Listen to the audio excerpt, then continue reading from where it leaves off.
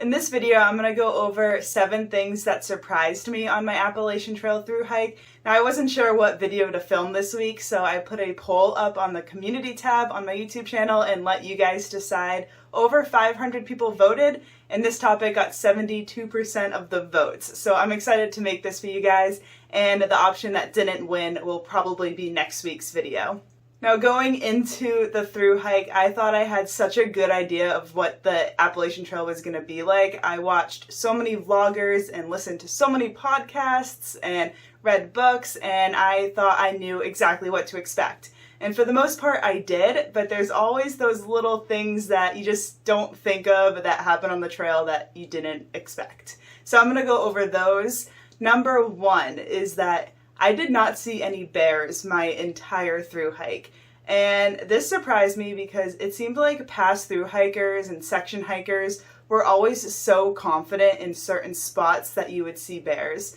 And that's the Smoky Mountains, especially the Shenandoah National Park. Everyone would say that you would see bears there. And I kept my eyes out wide open and never saw anything. People in front of me, people hiking behind me, they would see so many bears, 5, 10, 15 bears their entire through hike. So I'm really surprised that I saw none. One of the main reasons why I wanted to through hike is so I could overcome some of my fears. And one of my biggest fears was running into these large animals while hiking, so bears and moose. So I'm kind of upset I didn't run into any bears because I really wanted to overcome that fear. But once I got into Maine, I saw 3 moose, and I'm surprised with how well I was able to handle that situation. So I am surprised that I didn't see any bears, and I'm also surprised with how well I was able to handle the moose. Number 2 is Virginia is not boring. In fact, Virginia is one of my favorite states and favorite sections of the whole Appalachian Trail. People talk about getting the Virginia blues because it's just such a long state, and I don't know why people talk about the Virginia blues because I did not experience that. I felt so excited in Virginia. I feel like there was always something to look forward to, like a new landmark or a hostile trail town. I just thought there was a lot going on, and I had a really good time. I loved Dragon's Tooth and McAfee Knob. I loved the Shenandoah National Park and the Blue Ridge Parkway, and like all these cool things happened in Virginia, and I just had a really good time. So I'm surprised that I didn't experience the Virginia blues because I've heard so many people talk about that, and I just thought I would experience it. The next thing that surprised me is how much foot pain I was in every single morning, but I didn't have foot pain while I hiked. And I didn't know this until after the through hike when I got home and started researching it, but I think I had a really bad case of plantar fasciitis. And so what that is every morning my feet were just so stiff, and it was hard like standing up and getting out of my tent and walking to get my food bag. I just didn't know that my feet could be in that much pain. And it really surprised me that like after I started walking around camp and packing up and starting to hike, the pain just went away.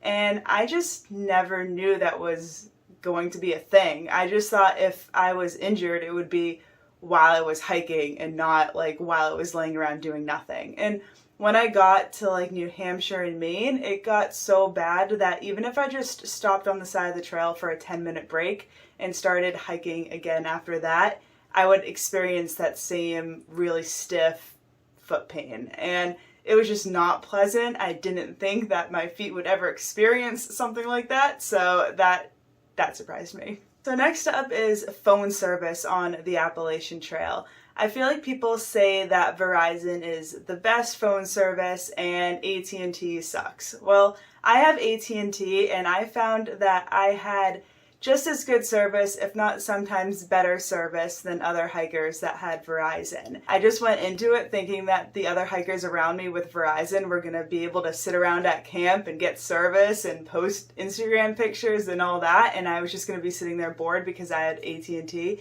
but that never happened. So for all those people that want to hike the Appalachian Trail and have AT&T, you will be just fine. So the next thing is really small and really random, but it surprised me, and that's that your shoelaces can freeze. So this happened to me once, and it will never happen to me again. I learned my lesson.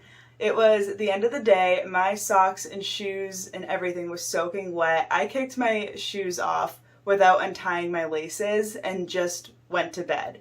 And the next morning, I could not get my shoe on my foot because I couldn't untie my shoe. My laces were like double knotted, it was really tight, and it was just so frozen solid, I couldn't get the knot undone.